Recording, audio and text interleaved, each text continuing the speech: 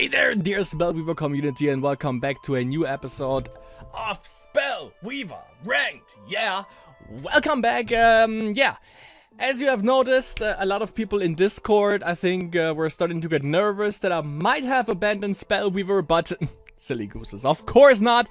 I would never abandon Spellweaver. The thing, just a little quick rundown, the thing why I haven't been recording and playing any Spellweaver, at least in terms of friendly matches and ranked, obviously is due to the fact that I was playing the Walking Dead Telltale Games series. Shit is fucking lit, I gotta say. Final season, gonna let's play that soon in German, however. And, of course, a new game that I discovered for myself, a new love, I could say, is of course Dead by Daylight, which there are gonna be a ton more videos coming soon, by the way.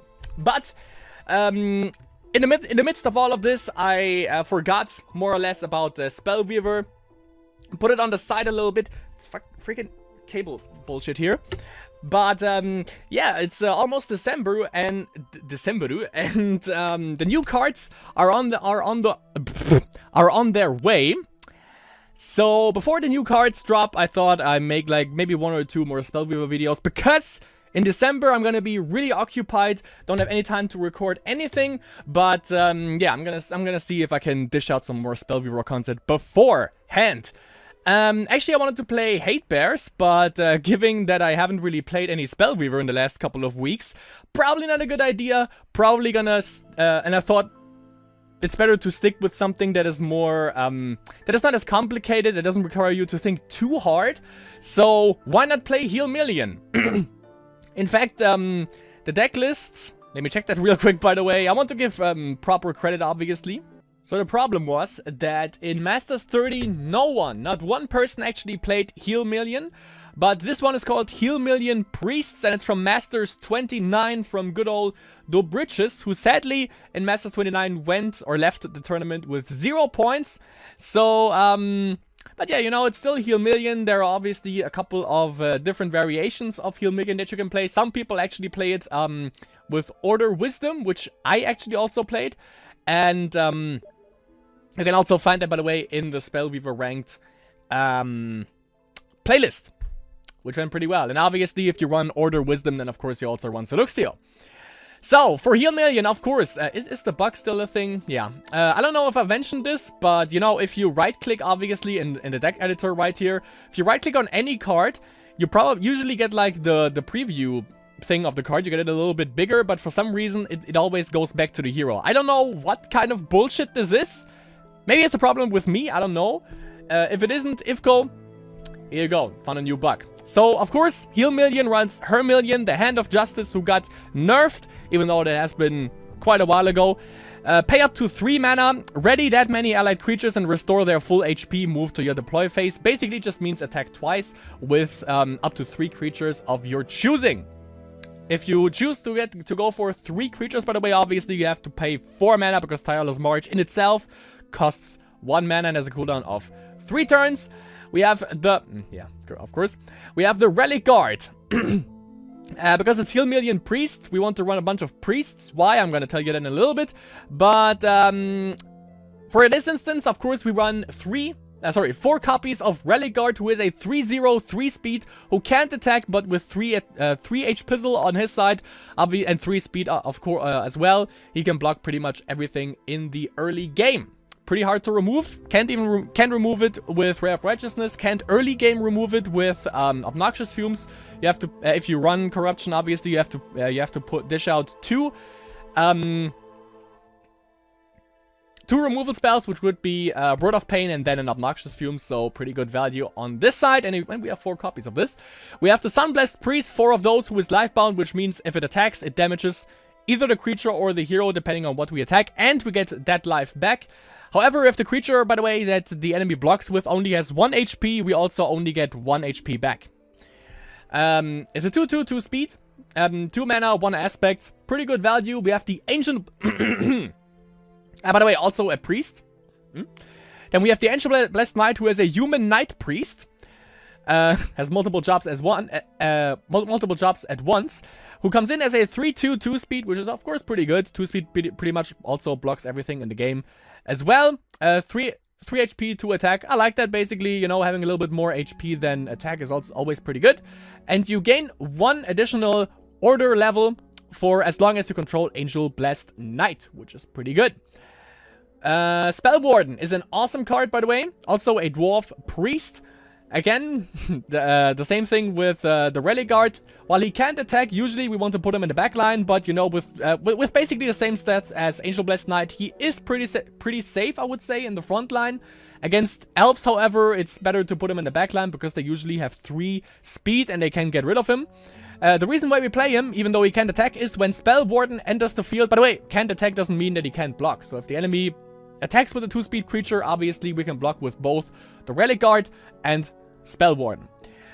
The cool thing about Spellwarden, however, when Spellwarden enters the field, search the enemy hero's deck for a spell card and put it on the Spellwarden, shuffle that hero's deck, and the enemy hero can't play cards with the same name as cards under Spellwarden. Which means, let's say the enemy has like 4 Cataclysms.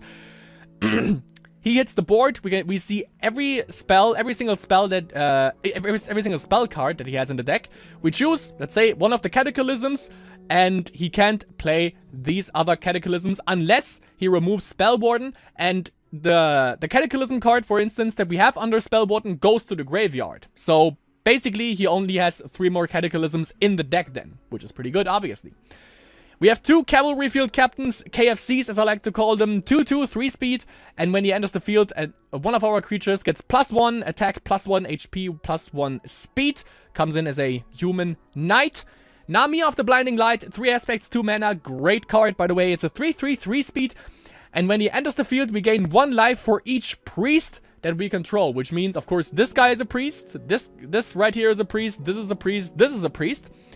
And yeah, if we just have like a Relic Guard and a Sunblessed Priest out and we play Namir, because Namir also counts since he is a human knight priest again, then we would gain additional 3 life, and also pretty good. That's why you can actually play also Healmelion Knights, which I want to try out soon, by the way. If you pay 1 mana, you can play this the instant you play him, by the way. Another allied creature gets +1 attack, +1 HP for each knight you control until end of turn. And of course, for knight, we have the Cavalry Field Captain. Let's say you have the Sunblessed Priest out, right? And you have Namir, you play KFC, so you buff this thing up. So this one is a 3 attack, 3 HP, 3 mana creature. Let's say you also have an Ancient Blessed Knight out. So, you use Namir's ability, which is +1, +2, +3. This one you buffed up to a 3/3 speed with the KFC. Then you gain additional 3 with the Namir ability. So, the Sunblessed Priest would essentially... Is it +1, +1? Yeah. So, the Sunblessed Priest which would intentionally be a 6/6 3 speed. Lifebound, by the way. Sounds pretty good to me, if you ask me. And then, for good measure, obviously, 3 copies of Gomor Ironbeard. One of the best cards that... forgot about this again. One of the best cards that Order has to offer. Legendary, obviously. At the end, it's 3 aspects, 3 mana. It's a 4/5 2 speed. And the cool thing about this is, at the end of your turn, Gomor Ironbeard gets your choice of either you can make him lifebound, you can make him have 2 additional HP, so he would be a 6/5, or +1 speed until the end of your next turn. So either you make him lifebound, you make him a 6/5, or you make him a 4/5 with 3 speed. And if you have 4 aspects, which we technically only need 3 due to Namir, well, we obviously can go up to 4 if we just happen to have an Angel Blessed Knight out, for instance, or maybe 2 of them even. Then Gomor Ironbeard's first power triggers an additional time each turn, which means you get to choose between 2. You can either make him lifebound, or you can make him have 4 HP, or you can make him have 2 speed. But you can also say, you know, I want to have him +2 HP and lifebound, or +1 speed and lifebound. Up to your choice. So, pretty damn awesome card. We have 4 Word of Graces, which, you know, makes sense, because if we want to go up like 4 aspects, then Word of Grace is pretty damn nice. We gain 2 life if we play this card, and we gain 1 additional life for each of our order levels. So if we go up 4 aspects, obviously this card nets us 6 HP right off the bat, and it redraws itself. We have Holy Radiance, which Also makes sense, because we go up, at the very least, 3 aspects. And we can either choose one. Either Holy Radiance deals 1 damage to each enemy creature, or we put it on the field as a blessing.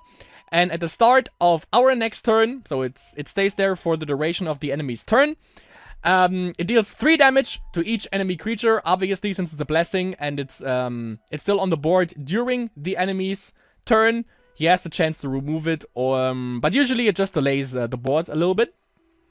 And, you know, 3 damage to each enemy creature is basically basically a cataclysm, only on the enemy side of the board. So mid game, definitely awesome. Late game, you can slow down the creatures a little bit, so pretty damn good. We have Ray of Righteousness. Destroy an enemy spell or destroy an enemy creature with 3 attack or more. Obviously, that is against late game threats that the enemy might dish out. We have Instill Life. Return up to 2 non-spirit creature cards with mana cost 2 or less from your graveyard onto the field. And the cool thing about this is, it gets us back Relic Guard, Sunblessed Priest, Spell Warden, KFC, and the awesome thing, Namir. We can also get Namir back, and the best combo I would say that we could possibly get is, within Still Life, is getting out a Cavalry Field Captain and a Namir, for instance. Pretty damn good. And then, one of our main core cards of this deck, next to Gomor, I would say, and also Namir, is the Angelic Temple. Whenever it comes on the board as a you can play it with for 2 mana, 1 aspect. So if you go second and you have a spark, you can actually play this on turn 1, which is not too bad. Comes into the play as with 0 energy, and whenever an allied priest enters the field, it gets 1 energy. As long as Angelic Temple has 2 energy or more, it is a 3 attack, 3 HP, 2 speed, flying, lifebound angel creature. Which means obviously we can attack with this. If the enemy, by the way, happens to run God damn it. Innkeeper? Yeah. Steelnor Innkeeper. I can actually just show you this if you're new to the game, obviously. You can stupefy an enemy creature, and if we happen to have the Angelic Temple out, and the enemy uses Stupefy on the Angelic Temple, then Angelic Temple is basically just useless. It's just a card that doesn't do anything. Happened to me once. Actually, the enemy was on the receiving end, and it was pretty damn funny. But yeah, of course. Whenever an allied priest enters the field, this card basically gets 1 energy. If it has 2, it is a 3/3/2 speed lifebound angel. And of course, as I've told you, this one is a priest, this one is a priest, the Ancient Blessed Knight is a priest, the Spell Warden is a priest, Namir is a priest, and Gomo Ironbeard is a priest. So getting this online shouldn't be too hard of an accomplishment, especially considering that like all the priests basically just cost like 2 mana. Except obviously for Gomor, who is 3 mana, but everything else is 2 mana, also the Ancient Blessed Knight, but most of them are 2 mana, so it's not too hard to actually get this online. If we can actually play this on turn 1, as I've stated, you know, if we go second, that's also what I do most of the time. If we go second, I just drop down 1 order level, use Spark, get the Angelic Temple rolling, and then try to get it online as soon as possible. What can also happen, I'm not too sure, but I think it works. If you happen to drop Angelic Temple and at the same turn you drop 2 priests, I think Angelic Temple is ready right off the bat, which means you can attack right away with it. So it's swift, quote unquote. As for shrines, obviously 2 Valley of the Ancients, goes without saying. Militant Citadel. Every time we play next time we play a level 1 creature, this creature costs 1 mana less, helps us ramp up the Angelic Temple more, and of course, let's go through this. Relic Guard is 1 level, Sunblessed Priest is 1 level, Ancient Blessed Knight is 1 level, and I think that's pretty much it, yeah.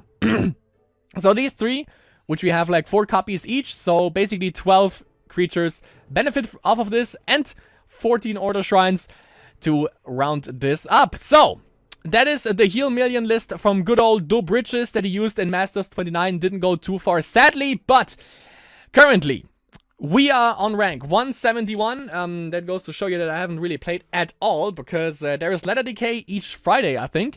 And the last time we were actually in the top 150, so we dropped a little bit. Cool to see Enoch back right here. Sandal Phone, by the way, in the top 10. Pretty cool. Like that hero. But yeah, currently we are ranked 171 with a rating of 1060. Let's see how it goes, and let's hope we increase it with game number 1. Game number 1, and we are fucked right away because we play against Vidal, who probably played a little bit more than me. We have an Angelic Temple, but not looking too good, so I'm gonna draw again.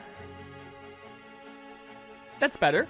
I would love to go second because of the spark, so I could put down the Angelic Temple right off the bat, but it's okay. He's okay. We're gonna manage, pretty sure. So we have an Angelic Temple, we have the Sun Blessed Priest, and we have an Angel Blessed Knight, so getting this out shouldn't be too hard of an accomplishment. We can also, instead of the Angel Blessed Knight, we could also go Spell Warden. But long term, I would say Sun Blessed makes more. Sun Blessed into Angel Blessed makes more sense because this one gives us +1, an additional order level. So we play this if we have 3 mana, and then we can play Spell Warden the next, the turn afterwards. So I think that makes more sense. Makes the most value. And Keanu Reeves could mean a lot of things. What people play, obviously, recently, and I can definitely understand recently. And I can understand this is Broccoli, because it's a freaking awesome deck. And of course also Hate Bears, even though... Do you play Hate Bears with Keanu Reeves? Not sure. A Nature Order, eh? That could be interesting. What I also like to do, or what I could also do next turn, which I like doing, is just going up 1 aspect and dropping Holy Radiance just to slow him down a bit. So he can't put down anything on the board. But obviously that wouldn't make much sense for us because we don't have anything on the board in the first place. So yeah, we go 1 more mana, Angel Blessed, and then Spell Warden next turn. Spell Warden obviously because I also want to see what this guy actually plays in terms of spells, which could be a lot. If I look at this thing, is it 2 damage? 2 damage to all creatures, yeah. If it blows up. That kind of sucks. Yeah, but I don't think we have to change our plans just yet. So let me put that down. By now he should know what this is. And also we have Insta Live, so if this happens to blow up, not too bad because we can just get it back off of the graveyard. 3 mana, basically if we have priests in the graveyard, we can pay 3 mana to get an Angelic Temple going as well. So good value there too.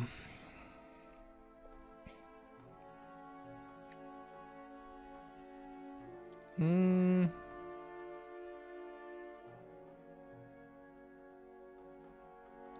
have to think. If I go up 1 more mana, we have 4. We can play 2, both of these next turn. Yeah. Yeah, makes sense. Maybe also drop a Holy Radiance if I want to drop 2. Like these 2. Okay, what you got? Wow. Centaur Illusionist. Huh.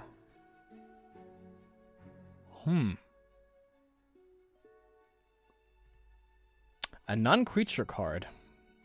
Would he return the Unstable Reactor? But why? And he comes in as a 4/4. Sucks a little bit.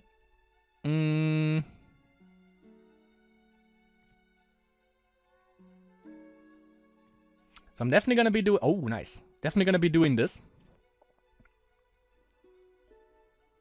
Just attack. Just attack.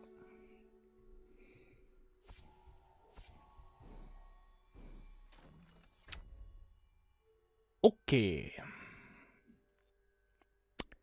What we can do next turn is go up an aspect, play Namir and Holy Radiance. This one can't attack right away because he just technically just plays it now. 4/4, however, sucks to a certain degree, but we can deal with it. We can basically just run these 2 into him if he doesn't play anything else, and then just get him back with Insta Live. Not too shabby. We have to keep an eye on this, however. Oh, Alabaster. Oh, that's why. That's why. Okay. It's a book deck. It's a book deck. Gotcha. So how are we gonna deal with this is the question. Sets us back a little bit, but not too much. 5. Could swing in for 10 damage, but that's not enough. Like with Tireless March. Even though it's November. But...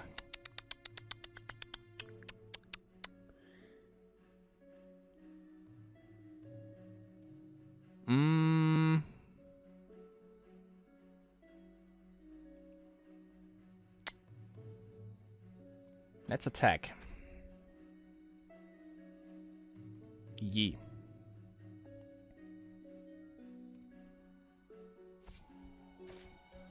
Or could I win here? Hold up. I pay 3 mana. Not quite. 3 mana and then Word of Grace, I thought. But I don't have enough mana. So... If I drop Namir, though, maybe I can win with life gain. Next turn. That could be a thing. If I go up as an aspect, that is. So do I drop Spell Warden now? Yeah. Let's see what this guy runs. New Horizons, Trigon, Grand Meme Union, Symbol of Faith. New Horizons, don't really care about that. Grand Meme Union could be a problem. Yeah, let's get rid of this. Actually, bam. Deal with it. So this one nets me 4 health. But he goes in for 6. He might go face now.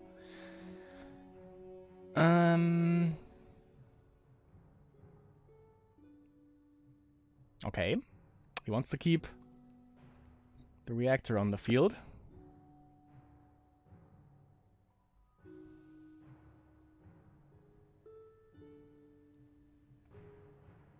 It's kind of refreshing to play a card game again, because, you know, I've been playing so much Dead by Daylight lately, and it's so stressful all the time, so it's cool that you can actually kick back and think before you play. Kind of refreshing. And if he doesn't go face, maybe we have this.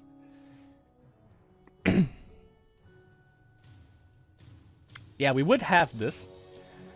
If I just attack with this twice, and then Word of Grace. Because we would get 6 HP, we would be at 36, I use Word of Grace, which would give us 4 life, which would put us exactly at 40.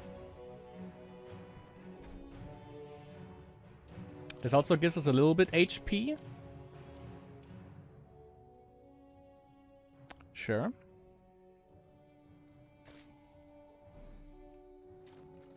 Three mana left, however. Let's see what this guy's plan is. That sucks a little bit. Maybe... Ah, it's actually enough, I guess. I think that might be enough.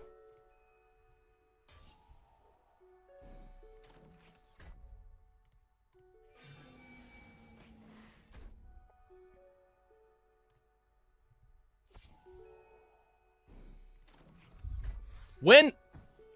Now we have it. Healmelion, my friends. Healmelion, 40 life. Lego. 1-0, plus 21 rating change, rating of 1081. Vidal, well played. And apparently, I still have it to a certain degree. Even though I kind of felt like I played like Stallyaw there, because that took such a long time. But yeah, you know, I think that's basically because of Dead by Daylight. Because, you know, kicking back, thinking rationally.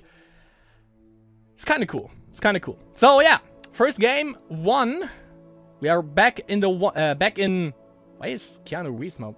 Oh yeah, because because of the last Spellweaver ranked episode, obviously. But yeah, we are back in the top 150, so mission accomplished. Let's see if we can actually maintain it and get even higher. With the next game, we have now a rating of 1081.